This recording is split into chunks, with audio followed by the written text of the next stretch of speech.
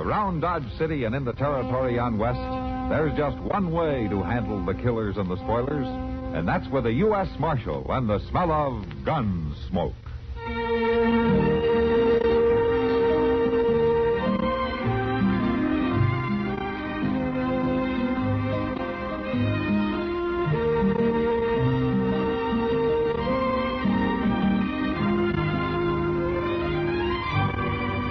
Gunsmoke, starring William Conrad. The story of the violence that moved west with young America.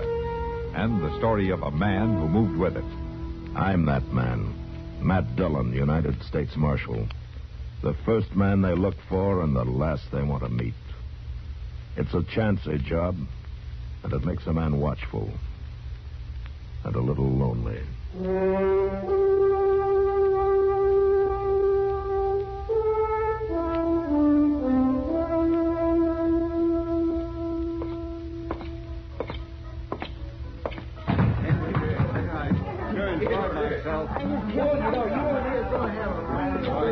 Hello, Kitty. Oh, hello, Matt. Matt, this is Frank Wilkins. Emmett Wilkins' son. How are you, Frank? I've known your pa for a long time. Glad to meet you, Marshal. Frank's come back here to live, Matt. Yeah, it's fine. I know your pa will be pleased. Oh, yes, sir. I can sing louder and bite harder and tell more lies than any man in this territory. Who's that? I heard him say his name's Bull Hogan, Marshal. Yeah, it seems he's a buffalo hunter. He just sold a load of hides and can't wait to get rid of his money. It looks like his friend there's kind of anxious to help him. Yeah. I got $50. It says Bull is right. Hey, bartender, I told you I want a bottle of the best. This stuff ain't got the strength of pop. Now, you fetch me a drink that'll scratch going down and thump when it hits bottom. Now, hop to it. Bartender, when Bull says hop, you hop. Yeah. Hey, you! You put that gun back in your holster and you leave it there. Who are you? I'm the marshal here. Yeah? Bull, look what's spoiling our party. Oh, we don't mean no harm, Marshal. Have a drink. You're gonna pay for this damage, understand? Well, sure I am. I've been out in the prairie 6 months, Marshal. I aim to have some fun tonight, that's all. All right, go ahead. But leave a little of the town standing for the people who live here, will you? Well, it's going to cramp my style some, but I'll try. Okay, you do that. Hey, Bull. The marshal's gone. Let's find us a couple of girls, huh? No, not yet, Dillon. I'm going to listen to the music. Hey. What? That's a real looker over there at that table, Bull. Well, go get her. I sure will. I'm enjoying myself. I really was. Howdy. We're busy, mister. Well, this chair ain't. Now, look here. What's your name? Frank Wilkins. Oh, you go on back to your friend. Not you, mister. You, little lady. You know, you're pretty. Beat it. You heard her. Mister, my friend Bull wants to talk to this little honeypot here. Why'd he send a sidewinder like you? That blowhard can talk for himself. Blowhard? Hey, Bull, come here. Yeah, Dillon. Yeah, what do you want? This fella called you a blowhard. Is that right? Did you call me that? Yeah, I called you. What are you? Oh, now, don't go for that gun. It's just a friendly fight. I ain't mad at you. We got a difference of opinion, is all.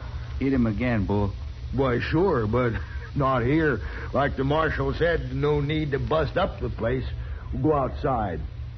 Unless you're yellow. Frank, It's don't... all right, Miss Kitty. You wait here. Come on, everybody. Me and this fellow's going to kick up some dust, and the loser buys the drink. Come on. Oh, now. Come on. Over here, Bull. Yeah. All right, now stand back there and give him some room. Yeah, now. Yeah. You ready, mister? Yeah, I'm ready.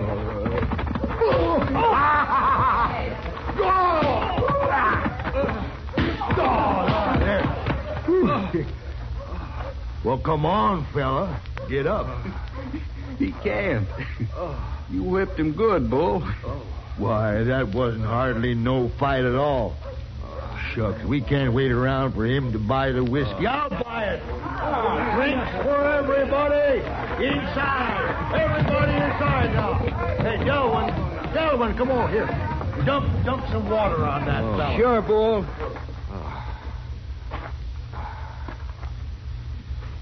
I'll take care of him. Real good care of him. Call me a sidewinder, huh?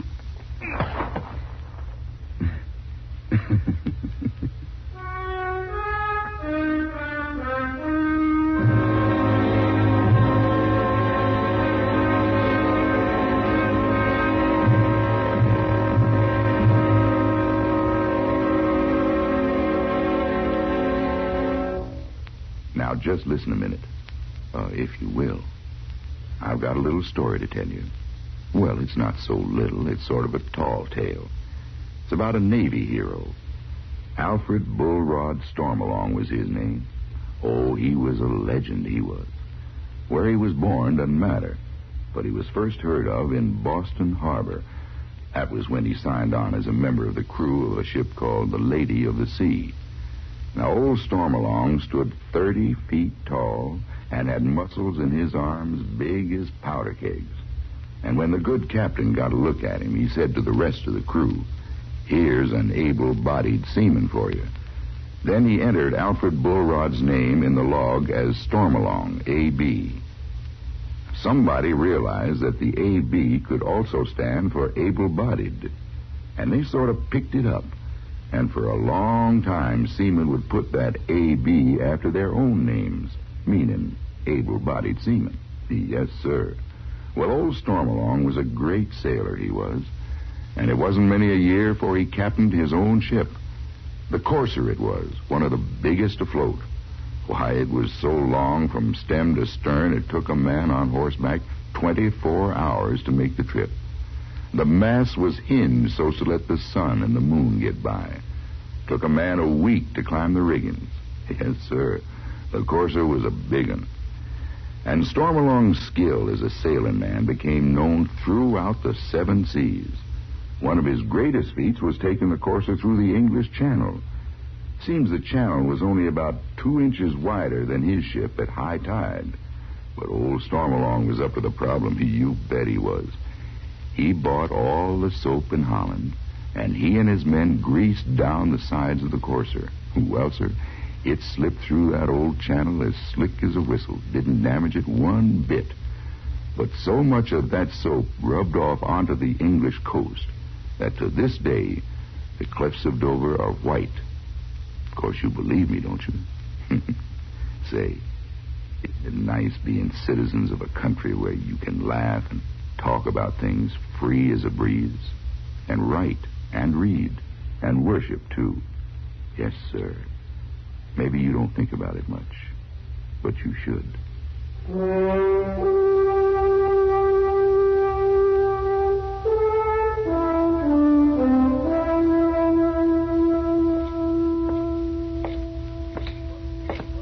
Mr. Dillon? What? Mr. Dillon? Mr. Dillon, I've been looking all over for you. Well, you found me, Chester. What is it? Frank Wilkins. He's dead. He's what? Dead. Well, I was sitting with him just a few minutes ago. Yes, sir, but he's dead now. Well, what happened? Well, they told me he got into a fist fight with some buffalo hunter over at Long Branch. Bull Hogan? Yes, sir, that's the name. He went outside, and that man plain beat Frank to death with his fist. Wait a minute, Chester. Do you mean that all those people at the Long Branch stood and watched it and nobody stopped it? Well, it don't make sense, but they must have saw it. You know how they are when there's a fight. I'm going to have me a talk with those citizens. Well, I already talked to some of them, Mr. Dillon. They swear up and down it was a fair fight. Chester, in a fist fight, a man's beat long before he's beat to death. And anybody not crazy for blood knows that. Well, I can't understand it. But one thing's for sure, Frank's dead. Doc examined him and then had the body moved over to his office. Is Bull Hogan still at the Long Branch? No, sir, he ain't. He's gone. Well, he won't get far. I'll see to that.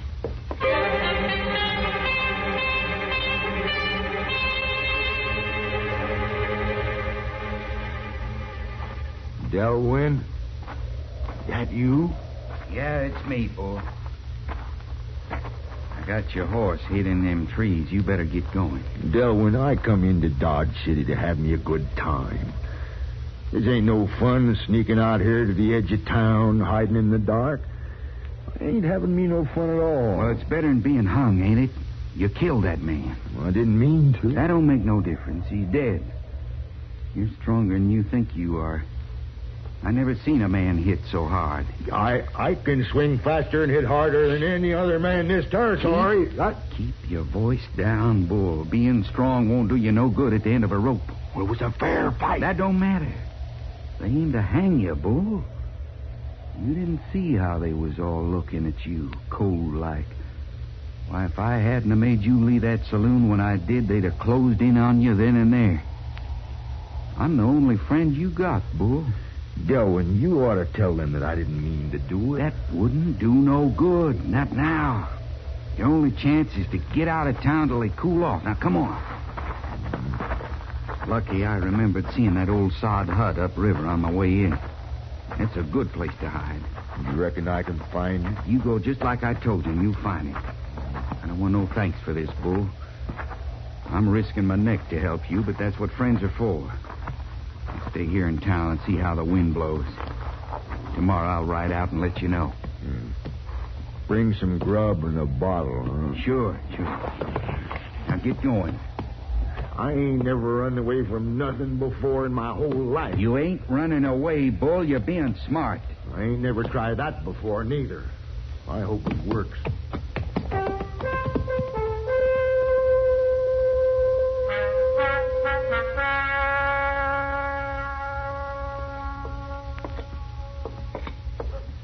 Chester, I've talked to every man who saw that fight, and they all agree it was no match. But while it lasted, it was fought fair. I guess I gotta take their word for it. Yes, sir, you sure do. They were all surprised that Frank died from it, though. Well, my, I'd be surprised if he hadn't. Getting knocked down that hard. Yeah, cracking his skull on something when he fell. There's only one thing, Mr. Dillon. If it was such a fair fight, why did that cussed Bull Hogan light out so fast? I don't know, Chester. I don't know. Yonder's Miss Kitty. Yeah. Matt, did you find Bull Hogan?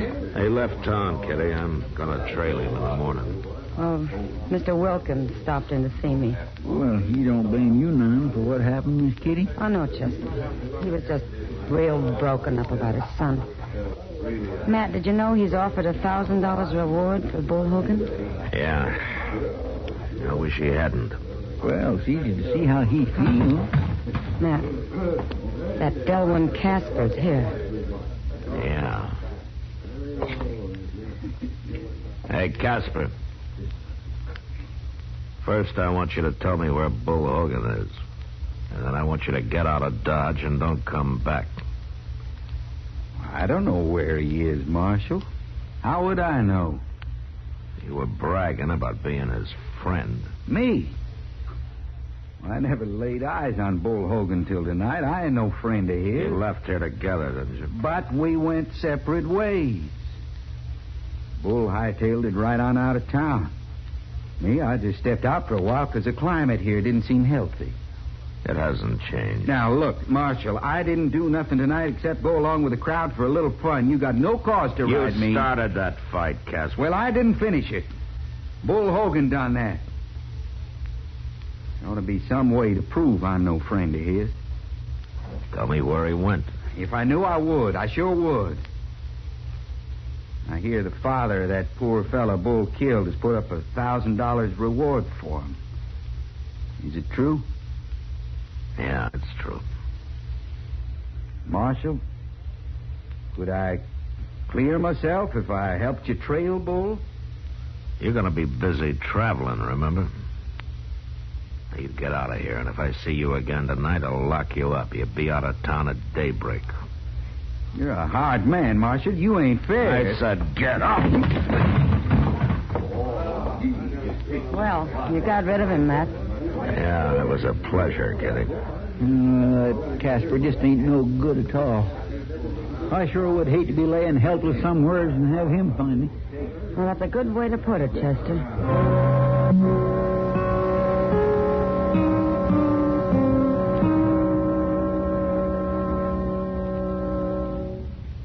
The United States Army, a gallant record of peacetime service. 1904, commercial business is transacted by radio for the first time through the United States Army Signal Corps station in Alaska.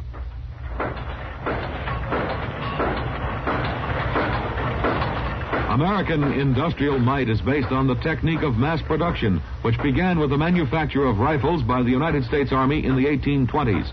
Captain John Hall in 1819 designed a unique breech-loading rifle and began production at the Federal Armory in Harpers Ferry, Virginia. Captain Hall then designed and built machinery to mass-produce the rifle with all parts interchangeable, a revolutionary advance in manufacturing technology. The United States Army, a gallant record of peacetime service.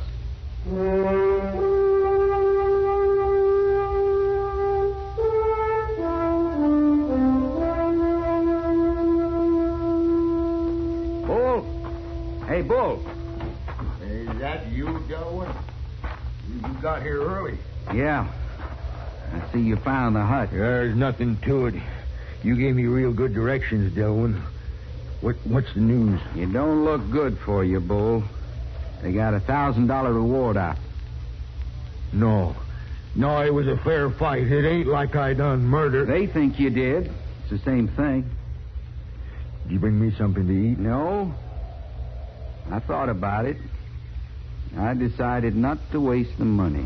No, what do you mean waste it? What's that gun for? No, Dillon, you said you was my only friend. I guess I was lying.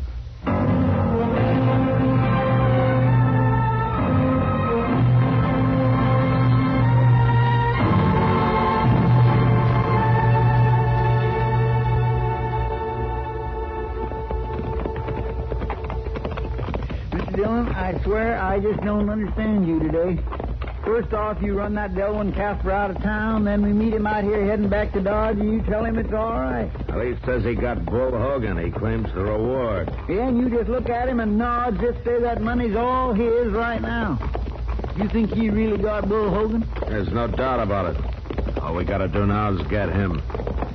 Casper killed Frank, Chester. What? He probably clubbed him with a pistol. You know, it's something you said to me that started me thinking in that direction. Me? Yeah, you said that you'd sure hate to be helpless and have Casper find you. I'm sure now that that's what happened to Frank. The problem is to prove it. There's that sod hut he talked about. Yeah.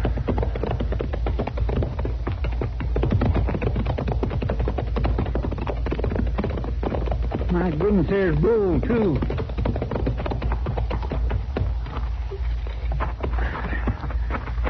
Bull Hogan, new shirt and all. He's wearing a gun. He wasn't shot in the back. No, but he might as well have been for all the chance he had. Well, I'll ride on over to Sykes' place and borrow his shovel. No, Chester, borrow a wagon instead. We're going to take him back to Dodge.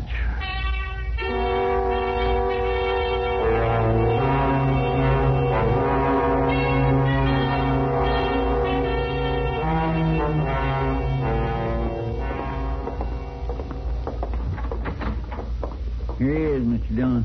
All the way over here, I couldn't get a word out of Chester except you want to see me. That's right, Casper.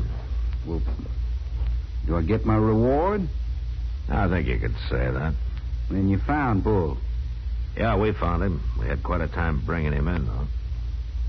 Bringing him in? He's the strongest, roughest man I ever tangled with. What are you trying to say, Marshal? We got Bull here in jail. Doc gave him a powder to put him to sleep. He's in the first cell. Go see for yourself. Well, but he's dead. I shot him. Yeah, you shot him all right, only you didn't kill him. Well, I did. I hit him right in the chest. Well, that's what saved his life, Casper. Here, you ever seen one of these things before? Yeah, it's one of them Indian charm bags, ain't it? That's right. A leather pouch full of pebbles and sand and bones. Bull's a lonely, superstitious man. He was wearing this around his neck. And that's what stopped your bullet, Casper. See? But he fell down. He was dead. Doc says that a blow over the heart like that will stun a man cold, but it only lasts for a few minutes, and then he's as good as new. You're lying to me. You're trying to trick me out of my reward. No, you'll get what's coming to you, Casper. You know, Bull's got an idea that somebody clubbed Frank Wilkins with a pistol while he was knocked out. Well, I'm going to lock you in that cell with Bull and let the two of you talk it over. Lock me in with him? Well, now, you can't do that. Oh, why not? Neither one of you will have a gun. You'll just talk. What could happen to you? We'll go wake him up now, Mr. Dillon. Yeah, Chester, go wake him up. All right, come on, Casper. You're going in there with him. No, I'm not. Oh? Well, then maybe you'd rather tell me about it, huh? But I didn't do nothing. I ain't going in there. Oh, yes, you are. And you're going to tell that to Bull Hogan face to face right now. Locked in. No, I done it. I clubbed Wilkins with my pistol. It was me killed him. You hear that, Chester? Yes, sir. All right, take his gun. I got it. I'll lock him up, Chester. Then we'll bury Bull. Bury him? Then he is dead. Yeah, he's dead. And you're going to be right behind him, Casper. I hope he's waiting for you.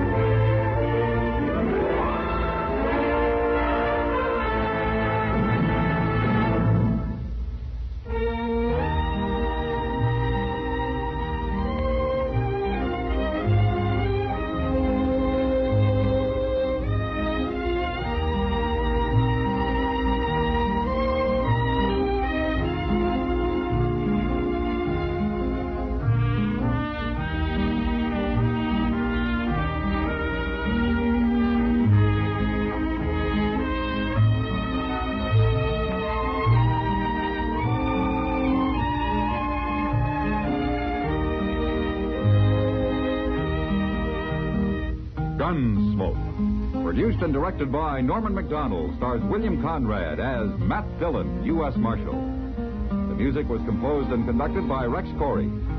Sound patterns were composed by Ray Kemper and Bill James. Featured in the cast were Parley Baer as Chester, Howard McNear as Doc, and Georgia Ellis as Kitty. George Walsh speaking. Join us again next week for another story of the western frontier of America in the 1870s on Gunsmoke. See me. That's right, Casper. Well, do I get my reward? I think